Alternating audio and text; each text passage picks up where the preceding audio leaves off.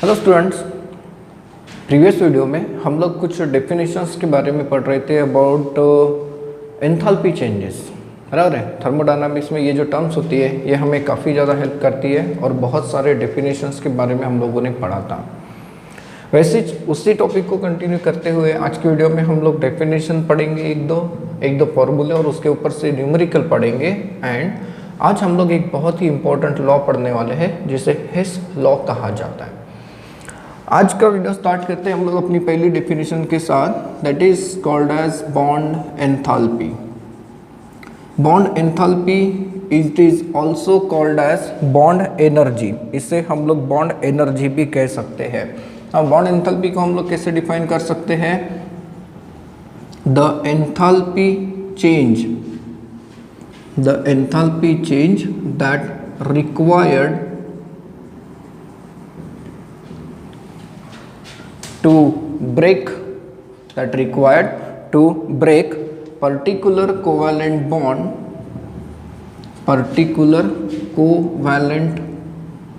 bond in 1 mole of gaseous molecule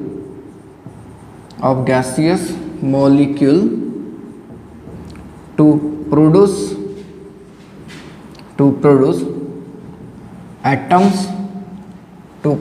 atoms and or radicals is called as bond enthalpy. Bond enthalpy.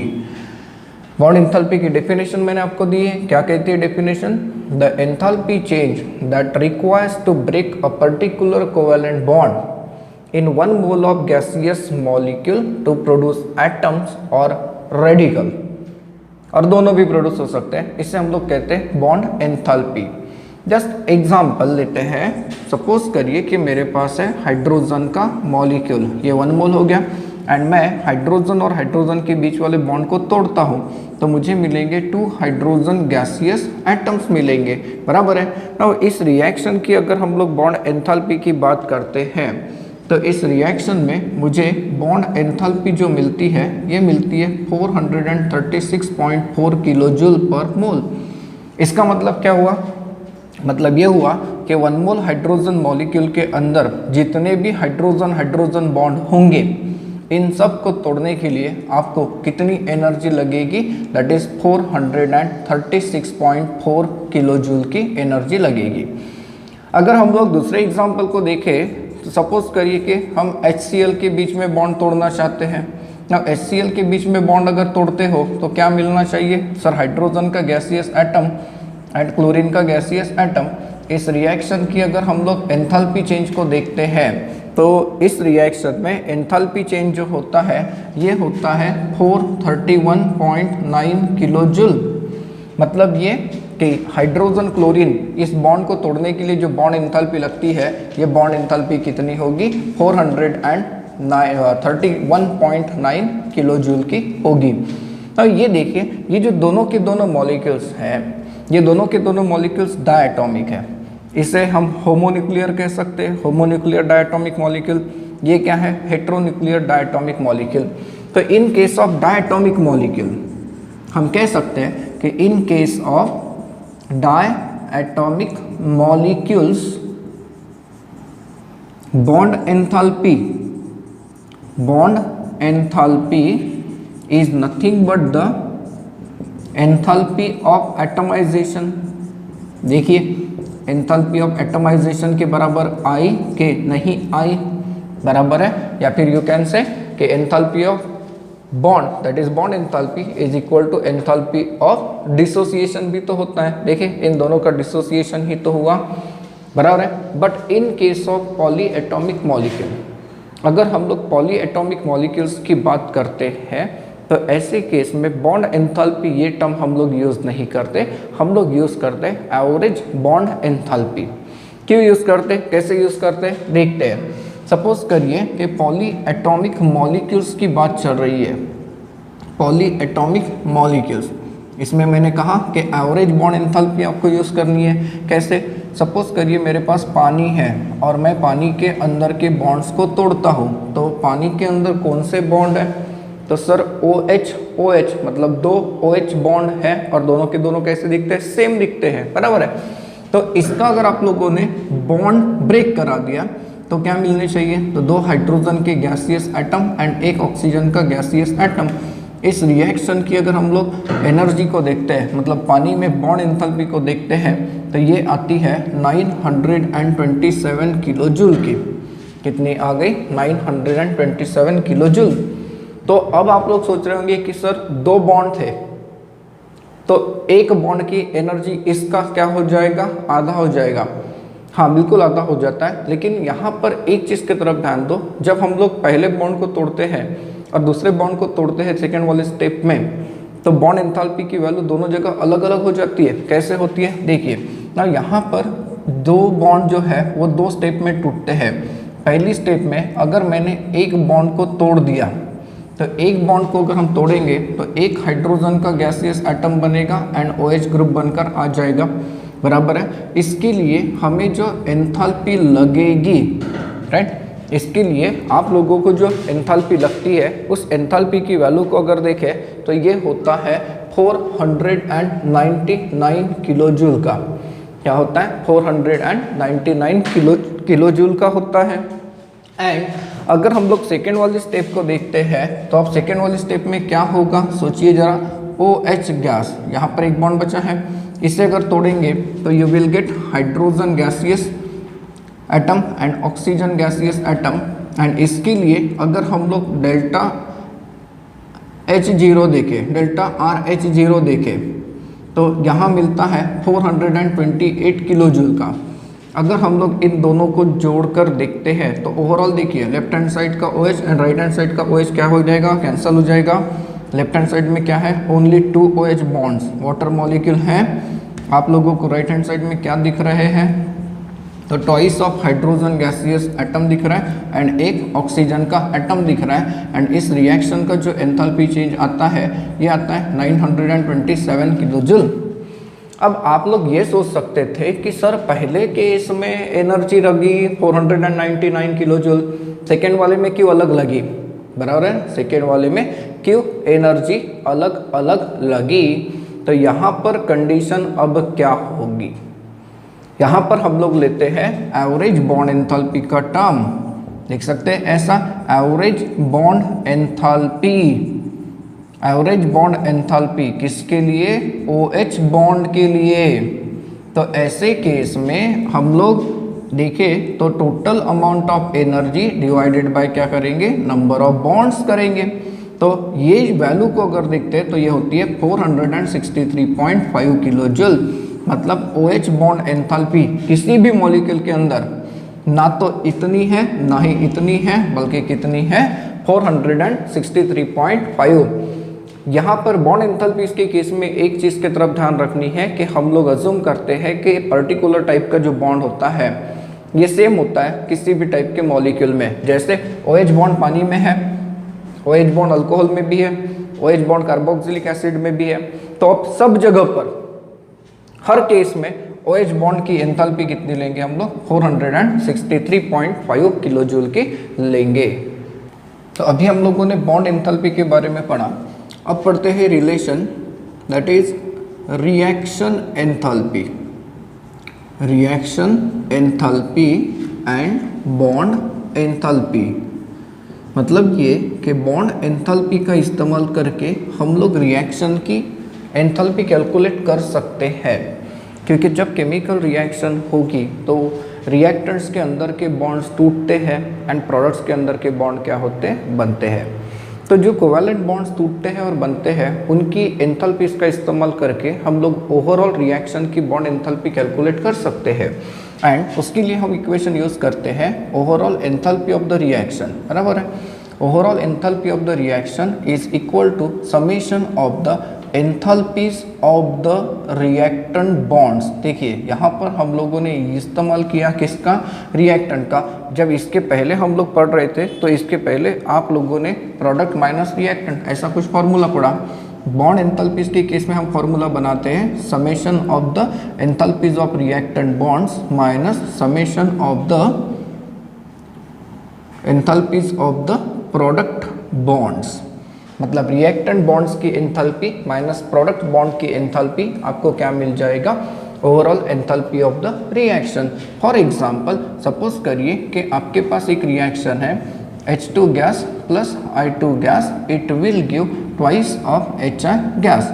तो इस reaction के लिए अगर हम लोग एंथैल्पीज कैलकुलेट करने के बारे में सोचते हैं तो हमें एक चीज़ पता चल गई कि फॉर्मूला क्या लेना है, तो sum of the enthalpies of the reactant bond minus sum of the enthalpies of the product bonds, बराबर है। तो ये क्या हो जाएगा, अब रिएक्टेंट बॉन्ड देखिए कितना है, that is enthalpy of hydrogen hydrogen bond plus enthalpy of iodine iodine bond एक ही है, minus 2 into enthalpy of the product bond that is HI bond निकल जाएगी। इससे आप लोगों को पता चलेगा कि एंथैल्पी ऑफ रिएक्शन हम लोग कैलकुलेट कर सकते हैं, कुछ इस तरीके से कर सकते हैं और इनका इस्तेमाल करके हमें कुछ न्यूमेरिकल सॉल्व करने के लिए कह सकता है। अब बॉन्ड एंथैल्पीज के ऊपर कैसे क्वेश्चन पूछे जा सकते हैं उसके डेमो हमारे पास है 2 न्यूमेरिकल, देखते हैं क्या कहता है। कैलकुलेट स्टैंडर्ड एंथैल्पी ऑफ, ये रिएक्शन है N2H4 हाइड्रोजन होता है इसका नाम, plus H2 it give twice ammonia if delta H0 of nitrogen hydrogen bond आपके पास है, हाइड्रोजन हाइड्रोजन बॉन्ड की एंथैल्पी है and hydrogen nitrogen nitrogen bond की एंथैल्पी है। अगर हम लोग इसके तरफ ध्यान दें, जैसे मैं नंबर 1 कहता हूँ, इसे नंबर 2 कह देता हूँ, तो 1 में आपके पास गिवन क्या है जरा सोचिए, है ना, न्यूमेरिकल में गिवन देना चाहिए। तो आपके पास है delta H0 of nitrogen hydrogen bond कितनी 389 किलोजूल पर मोल, देन उसके बाद delta H0 of hydrogen hydrogen bond 435 लिया है यहाँ पर किलोजूल पर मोल। आपके पास delta H0 of nitrogen nitrogen bond है 159 kilojoule per mole, right. And आपको फाइंड आउट करने के लिए कहा है enthalpy of the reaction. Now अगर हम लोग यहाँ पर बॉन्ड्स को स्टडी करते हैं तो आपके पास जो रिएक्शन है वो ऐसी है N2H4, ये कंपाउंड ऐसा होता है और ये किसके साथ कंबाइन हो रहा है, हाइड्रोजन के साथ, तब जाके आपको मिल रहे 2 moles of ammonia and ammonia में ये बॉन्ड्स होते हैं। अब एंथैल्पी ऑफ रिएक्शन कैसे देते हो, तो enthalpy of reaction is equal to sum of the enthalpies of the reactant bonds, बराबर है, minus sum of the enthalpies of the product bonds. देखते हैं ऐसे, तो देखिए अब आपके पास क्या क्या है रिएक्टेंट के साइड में, देखिए यहाँ पर NH बॉन्ड कितने हैं 4, तो 4 into enthalpy of NH bond, बराबर है 4 into enthalpy of NH bond, plus यहाँ पर नाइट्रोजन नाइट्रोजन बॉन्ड भी तो है, that is enthalpy of nitrogen nitrogen bond, plus ये भी तो रिएक्टेंट है enthalpy of hydrogen hydrogen bond, ये है रिएक्टेंट का साइड, माइनस यहाँ पर देखिए 6 बॉन्ड है क्योंकि एक मॉलिक्यूल में 3 तो 2 मॉलिक्यूल में कितने 6, minus 6 into enthalpy of the NH bond, बराबर है, ये है और कुछ है क्या नहीं। तो यहाँ पर देखिए ये 4 बॉन्ड है, ये क्या है 6 बॉन्ड है, इसमें से ये कैंसल्ड हो जाएंगे, 4 कैंसिल हो जाएगा, यहाँ पर क्या बच जाएगा 2 बच जाएगा, दैट इज एंथैल्पी, ये तो कैंसिल हो गए, तो enthalpy of nitrogen nitrogen bond plus enthalpy of hydrogen hydrogen bond minus 2 into enthalpy of NH bond, ये हो जाएगी रिएक्शन की एंथैल्पी, होगी कि नहीं होगी। अब आप लोग सोचिए ना, ये कितना है नाइट्रोजन नाइट्रोजन बॉन्ड एंथैल्पी है 159 plus hydrogen hydrogen bond enthalpy 435 minus 2 into NH bond की एंथैल्पी कितनी है 389। तो इसे आप कैलकुलेट करके देखेंगे तो इसका आंसर जो मिलता है ये मिलता है -184 किलोजूल। तो इसमें रिएक्शन की जो एंथैल्पी निकल कर आ गई, ये कितनी आ गई, -184 किलो जूल आ गई। क्लियर है ये न्यूमेरिकल। अब इस क्वेश्चन का कहना क्या है, देखिए the enthalpy change of following reaction. आपके पास रिएक्शन है methane plus chlorine gives methyl chloride plus HCl gas. इस रिएक्शन की एंथैल्पी है -104 किलो जूल की। Calculate carbon chlorine bond enthalpy. The bond enthalpies are, आपके पास क्या है, कार्बन हाइड्रोजन बॉन्ड एंथैल्पी है, क्लोरीन क्लोरीन बॉन्ड एंथैल्पी है, हाइड्रोजन क्लोरीन बॉन्ड एंथैल्पी है। हमें कैलकुलेट करने के लिए कहा है कार्बन क्लोरीन बॉन्ड एंथैल्पी। तो सेकेंड वाले न्यूमेरिकल का जो गिवन है इससे निकालते हैं। हमारे पास डेल्टा RH0 है -104 किलो जूल है, ठीक है। फिर उसके बाद आपके पास क्या है, तो delta H0 of carbon hydrogen bond ये कितना है, 414 किलो जूल पर मोल है। देन उसके बाद है delta H0 of chlorine chlorine bond कितनी है, that is 243 kilo joule per mole कहता है। And delta H0 of hydrogen chlorine bond ये कितनी है, 431 किलो जूल पर मोल है। You have to find out delta H0 of carbon chlorine bond, ये find out करने के लिए कहा है। नाउ आपके पास जो इक्वेशन है उस इक्वेशन को ठीक से लिखिए। CH4 ये ऐसा होगा एंड इसका रिएक्शन है क्लोरीन के साथ, तो ये हो गया क्लोरीन। नाउ CH3Cl मैंने आपको ऐसा लिखने के लिए इसलिए कहा कि आप लोगों को पता होना चाहिए कि बॉन्ड्स क्लियर दिखे। कैलकुलेशन बहुत सिंपल है, एडिशन सब्ट्रैक्शन मल्टीप्लिकेशन यही यूज़ हो रहा है। आप लोगों की इंफॉर्मेशन रॉन्ग नहीं होनी चाहिए, अदरवाइज आंसर गलत हो जाएगा, ठीक है। नाउ यू नो दैट कि delta RH0 is equal to क्या होता है, तो sum of the enthalpies of the reactants minus sum of the enthalpies of the products होता है। आइडेंटिफाई करिए कौन कौन से बॉन्ड आपके पास है, तो ये है 4 into enthalpies of carbon hydrogen bond plus यहाँ पर एक ज बॉन्ड है enthalpy of chlorine chlorine bond minus, ठीक है माइनस कर देता हूँ। यहाँ पर देखिए 3 into enthalpy of carbon hydrogen bond minus, क्योंकि माइनस से मल्टीप्लाई हो रही सारी टर्म तो पूरी टर्म माइनस रहेगी इधर, minus enthalpy of carbon chlorine bond है प्लस, तो ये भी टर्म क्या हो जाएगी minus enthalpy of the hydrogen chlorine bond. अब सिमिलर क्या है, तो यहाँ पर देखिए ये 4 है, यहाँ पर ये 3 है, ये कैंसिल हो जाएगा। यहाँ पर क्या बच जाएगा, delta H0 of CH bond, ठीक है। देन उसके बाद क्लोरीन क्लोरीन बॉन्ड की एंथैल्पी हमें रखनी है तो plus delta H0 of chlorine chlorine bond minus ये चला गया, क्या है delta H0 of carbon chlorine bond, यही तो फाइंड आउट करने के लिए कहा है, ठीक है। कार्बन क्लोरीन बॉन्ड की एंथैल्पी फाइंड आउट करने के लिए कहेंगे minus delta H0 of HCl bond. ये आप लोगों के पास अब टर्म आ गई है, आप लोगों को कैलकुलेट करना है, इन पूरी टर्म्स का इस्तेमाल करना है। अब नाउ पुट द वैल्यूज, आपके पास ये वैल्यू कितनी है, -104 किलो जूल है। कार्बन हाइड्रोजन की वैल्यू है तो है 414 plus chlorine chlorine bond enthalpy है या नहीं है 243 है, बराबर है, ठीक है। देन उसके बाद क्या है, minus delta H0 of carbon chlorine bond ये नहीं है, minus delta H0 of what hydrogen chlorine bond, तो ये है 431 किलो जूल। अगर हम लोग इसे अरेंज करके देखते हैं तो आप लोगों को इक्वेशन ये इतना मिलता है,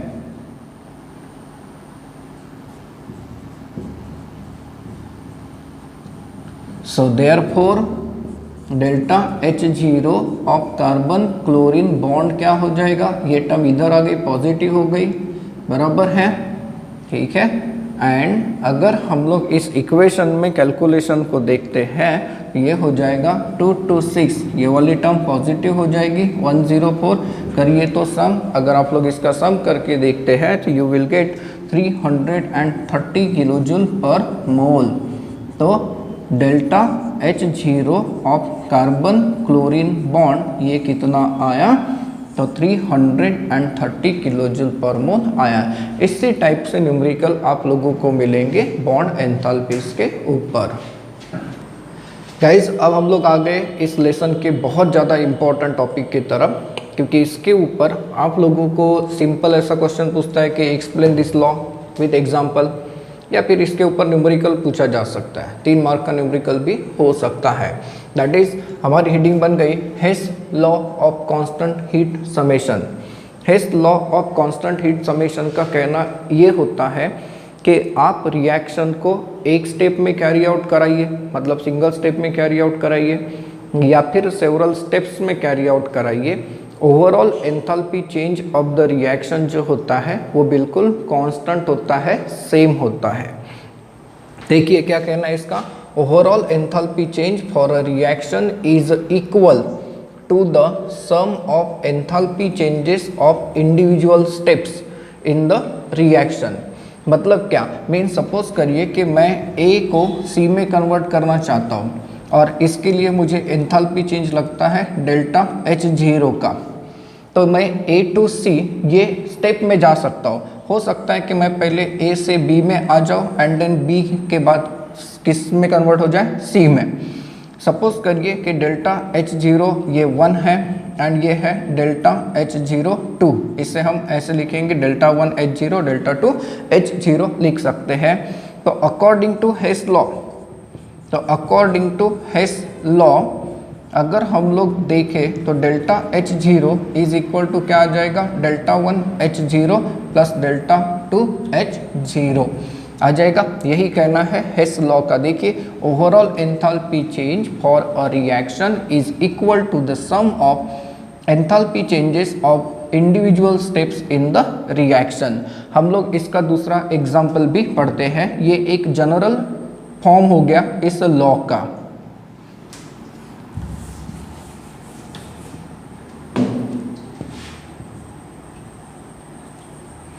चलो एग्जाम्पल पढ़ते हैं। Consider the formation of ammonia. Ammonia का फॉर्मेशन हम लोग 2 स्टेप में दिखा सकते हैं। अगर आप लोग अमोनिया का फॉर्मेशन करते हो तो एक चांस ये हो सकता है कि पहली स्टेप में नाइट्रोजन गैस हाइड्रोजन गैस के साथ कंबाइन हो सकता है, you will gate N2H4 gas and delta R1 H0, मतलब पहली रिएक्शन का। इस रिएक्शन का एंथैल्पी चेंज अगर आप देखें तो ये होता है 95.4 किलो जूल होता है। नाउ सेकेंड स्टेप में ये जो N2H4 गैस बनी हाइड्रोजन, ये फिर से कंबाइन हो सकती है हाइड्रोजन गैस के साथ and you will gate 2 moles of ammonia gas and delta R2 H0 इस रिएक्शन का जो होता है ये होता है -187.6 किलो जूल का। अब ओवरऑल अगर हम लोग देखते हैं तो left hand side and right hand side में जो कॉमन टर्म्स है ये क्या हो जाएगी, कैंसिल हो जाएगी। देखिए हाइड्रोजन एंड ट्वाइस हाइड्रोजन कितना हो गया, thrice hydrogen gas plus N2 gas, it will give 2 moles of ammonia gas. तो ओवरऑल जो रिएक्शन की एंथैल्पी आएगी, ये ओवरऑल एंथैल्पी कितनी आ रही है, तो ये आती है -92.2 किलो जूल की। तो इसका मतलब ये हुआ कि आप लोग डायरेक्ट ये रिएक्शन लगाइए तो एंथैल्पी चेंज कितना आएगा, इतना, या फिर इस रिएक्शन को इन 2 स्टेप में कैरी आउट कराइए। पहले N2H4 बनाइए और बाद में अमोनिया बनाइए, ओवरऑल एंथैल्पी चेंज बिल्कुल सेम होता है। ये है हेस लॉ का कहना। नाउ हेस लॉ के एप्लीकेशन को अगर हम लोग समझते हैं, that is application of Hess law. आपको ऐसा क्वेश्चन पूछा जा सकता है स्टेट बोर्ड में कि state Hess law of constant heat summation and give its application. तो एप्लीकेशन 1 मार्क के लिए हो सकता है। तो इसका एप्लीकेशन क्या, तो इसका एप्लीकेशन बहुत सिंपल है। Hess law can be used to determine the enthalpy of that reaction whose enthalpy cannot be determined experimentally। जिस रिएक्शन की एंथैल्पी हम एक्सपेरिमेंटली डिटरमाइन नहीं कर सकते, उस रिएक्शन की एंथैल्पी हम लोग हेस लॉ का इस्तेमाल करके डिटरमाइन कर सकते हैं। हेस लॉ आपको ये समझाता है कि enthalpy of the reaction is does not depend on the path, it depends only on the state, initial and the final state. Enthalpy ये स्टेट फंक्शन है, ये साबित होता है also from the Hess law. Now Hess law का खासियत क्या है? तो हेस लॉ का इस्तेमाल करके हम लोग जो थर्मोकेमिकल इक्वेशंस है उनके ऊपर मैथमेटिकल ऑपरेशंस कर सकते हैं, एडिशन कर सकते हैं, उनका सब्ट्रैक्शन कर सकते हैं, मल्टीप्लिकेशन कर सकते हैं, ज़रूरत पड़ी तो डिवीजन भी करके दे सकते हैं। तो इसके बहुत ही मज़ेदार न्यूमेरिकल्स होते हैं, बहुत इजी होते हैं, आपको सिर्फ बराबर उसे समझना है। अब हेस लॉ के ऊपर कैसे न्यूमेरिकल पूछे जाते हैं, ये दो एग्जाम्पल मैंने आपके लिए लाए हैं, देखते हैं। एग्जाम्पल नंबर 1 क्या कहता है? Calculate the standard enthalpy of the reaction. आपके पास रिएक्शन है twice Fe + 3/2 O2 it gives Fe2O3 solid. इस रिएक्शन की एंथैल्पी हमें कैलकुलेट करने के लिए कहा है और आपके पास गिवन में दो रिएक्शंस है। पहली रिएक्शन एल्यूमिनियम किसके साथ कंबाइन हो रहा है? Fe2O3 हीमेटाइट के साथ आपको मिल रहा है आयरन प्लस Al2O3 एल्यूमिना। इस रिएक्शन की एंथैल्पी है -847.6 किलो जूल। सेकेंड रिएक्शन है एल्यूमिनियम का ऑक्सीडेशन, क्या बन रहा है? एल्यूमिना बन रहा है एंड इस रिएक्शन की एंथैल्पी है आपके पास -1670 किलो जूल। आपको ओवरऑल रिएक्शन की मतलब इस रिएक्शन की एंथैल्पी फाइंड आउट करने के लिए कहा है। देखिए हेस लॉ के ऊपर के न्यूमेरिकल जब सॉल्व करेंगे तो आप लोगों को गिवन देना पड़ेगा, बराबर देना है गिवन, ठीक है। अब गिवन में क्या देंगे? तो आपके पास ये दो इक्वेशन है, आप लोग लिखेंगे, मैं यहाँ पे नहीं लिखता, आपको गिवन में ये लिखना है। एंड उसके बाद द रिक्वायर्ड इक्वेशन इज मतलब जिस इक्वेशन के ऊपर क्वेश्चन पूछा है वो, तो आपका रिक्वायर्ड इक्वेशन क्या है? तो twice of Fe solid plus 3/2 O2 gas it gives Fe2O3 solid. And इस रिएक्शन का आपको एंथैल्पी निकालने के लिए कहा है। अब आपको ये सोचना है कि आपके पास जो इक्वेशंस गिवन है उसका इस्तेमाल करके ये इक्वेशन आएगा कैसे। आपको प्रोडक्ट में क्या चाहिए? Fe2O3 चाहिए। अब प्रोडक्ट में Fe2O3 चाहिए मतलब ये कि Fe2O3 तो इस पहले वाले इक्वेशन में हमें इसे क्या करना पड़ेगा? रिवर्स। जब आप इसे रिवर्स करेंगे तो ये इस साइड में हो जाएगा। तो इक्वेशन नंबर 1 को रिवर्स करिए। रिवर्स करने के बाद आप लोगों को इसे इसमें इक्वेशन नंबर 2 में ऐड करके दिखाना पड़ेगा क्योंकि आपको 3/2 O2 भी चाहिए। सो देयरफॉर यहाँ पर मैथमेटिकल ट्रीटमेंट क्या हो रही है? तो reversing equation 1 and adding with equation 2, ये बहुत ज़रूरी है, पहले ही हम लोग समझ सकते हैं इसे। तो इक्वेशन 1 को रिवर्स करिए और इक्वेशन नंबर 2 के साथ ऐड करके देखिए काम बनता है क्या। मैं इक्वेशन नंबर 1 को रिवर्स अगर करूँ तो क्या बन जाएगा? Twice of Fe solid plus Al2O3 solid will give Fe2O3 solid plus twice aluminium solid and इसका डेल्टा H0 बन जाएगा 847.6 किलो जूल। देखिए वो माइनस में था, ये क्या हो जाएगा? प्लस में हो जाएगा। अब इक्वेशन नंबर 2 में ऐड करने के लिए कहा है तो प्लस।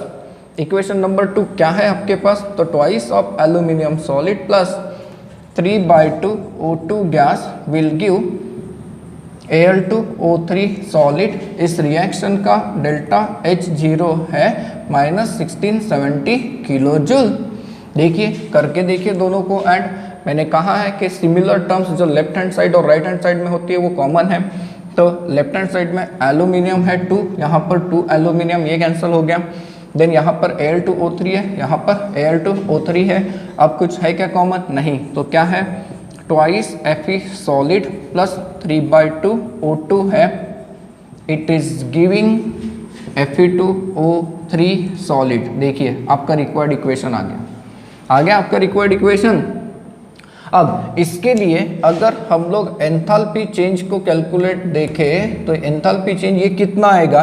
तो ऑब्वियसली ये कितना आ रहा है? माइनस, दैट इज 822.4 आता है। जरा आप लोग इसे बराबर चेक करेंगे। तो इतना एंथैल्पी चेंज होता है इस रिएक्शन का। है, काफ़ी मज़ेदार क्वेश्चन है। अब इस क्वेश्चन का कहना क्या है, देखिए, calculate the standard enthalpy of the reaction silica SiO2 plus thrice carbon graphite, solid state में ग्रेफाइट है, it gives Carborundum silicon carbide कहते हैं plus twice of CO from the following reactions. 3 reactions है, पहला है combustion of silica, combustion of silicon, SiO2 बनता है, delta RH0 है -911 किलो जूल। सेकेंड रिएक्शन है combustion of carbon, carbon dioxide carbon monoxide बन रहा है, ये इनकम्प्लीट कंबस्शन का एग्जाम्पल है, इसकी एंथैल्पी दी है -221 kilo joule. Then third reaction है silicon plus carbon graphite, it will give silicon carbide plus silicon carbide and इसका एंथैल्पी चेंज है -65.3 किलो जूल का। नाउ आपके पास गिवन क्या है, तो मैंने आप लोगों को बताया है कि गिवन में जो इक्वेशन दिए रहेंगे वो आप लोग लिखेंगे 1, 2 एंड 3, ये तीनों इक्वेशन आपके पास गिवन है, आपको लिखना है आपके आंसर में। एंड इसके बाद द रिक्वायर्ड इक्वेशन बनाइए। द रिक्वायर्ड इक्वेशन इज, क्या है रिक्वायर्ड इक्वेशन आपके पास, that is SiO2 solid plus thrice carbon graphite, it gives silicon carbide solid plus twice CO gas. आपको इस रिएक्शन की एंथैल्पी निकाल कर देनी है। अब सोचिए आप लोगों को क्या चाहिए, रिएक्टेंट में चाहिए SiO2 and 3 carbon and product में चाहिए SiC। अब देखिए ऐसा कौन सा इक्वेशन है जहाँ पर SiO2 है, तो यहाँ पहले इक्वेशन में, लेकिन ये प्रोडक्ट के साइड में हमें क्या चाहिए, रिएक्टेंट के साइड में, तो इससे हम लोग रिवर्स कर सकते हैं। फिर silicon carbide right hand side में चाहिए तो है, तो सबसे पहले तो आप लोगों को क्या करना पड़ेगा, reversing equation 1, reversing equation 1, equation 1 को रिवर्स कर दीजिए, क्या बन जाएगा, अगर हम लोग इसके तरफ ध्यान देते हैं तो रिवर्सिंग इक्वेशन 1 ये एक नया इक्वेशन बन के आएगा। ठीक है, यहाँ पर 3 इक्वेशन है इसलिए इसे बराबर संभाल के सॉल्व करेंगे। तो इक्वेशन 1 को रिवर्स कर दीजिए तो ये हो जाएगा SiO2 solid, it will give silicon solid plus oxygen gas and इसका डेल्टा H0 क्या हो जाएगा, पॉजिटिव 911 किलो जूल हो जाएगा। ठीक है, अब इसे हम लोग कह देते हैं इक्वेशन नंबर 4 कर देते हैं। ठीक है, अब इसके बाद हम लोग करते हैं एक नया concept, that is adding equation 2, equation 3 and equation 4, इन तीनों को ऐड कर दीजिए। इक्वेशन 2 क्या है, लिखिए, twice carbon graphite plus O2 gas, it will give twice of CO gas, delta RH0 है इसका -221 किलो जूल। ठीक है, इक्वेशन नंबर 3 क्या है, तो सिलिकॉन सॉलिड है प्लस कार्बन ग्रेफाइट है। ठीक है, ये क्या दे रहा है, सिलिकॉन कार्बाइड दे रहा है, इसका डेल्टा H0 कितना है, -65.3 है। एंड इक्वेशन नंबर 4 अभी आपने देखा, दैट इज SiO2 सॉलिड, ये डिकम्पोज होके दे रहा है Si solid plus O2 gas, delta RH0 इसका कितना आया, 911 किलो जूल आया। करके देखिए आपका काम बनता है कि नहीं। Left hand side and right hand side पे पहले कॉमन टर्म को ढूंढिए। Carbon graphite right hand side में है क्या, नहीं। ऑक्सीजन गैस है राइट हैंड साइड में कहीं है, तो यहाँ से इसके साथ ये कैंसिल हो गई। देन लेफ्ट हैंड साइड में सिलिकॉन है, ये कैंसिल हो जाएगा। देन उसके बाद SiO2 left hand side, right hand side में है क्या, नहीं है। अब यहाँ पर क्या बचा, तो 2 कार्बन और 1 कार्बन मिलकर देखिए क्या हो जाएंगे, 3 कार्बन, बराबर है। एंड ये SiO2, तो SiO2 solid plus 3 carbon graphite, ठीक है, 3 कार्बन ग्रेफाइट, ये क्या दे रहा है, that is SiC, silicon carbide solid plus twice of CO gas, ना इसका डेल्टा RH0 कितना आएगा, इसका टैली आप लोग करिए। अगर हम लोग इसके आंसर को देखते हैं तो ये आता है प्लस 624 किलो जूल। तो इस तरीके से हेस लॉ का इस्तेमाल आपको करना है।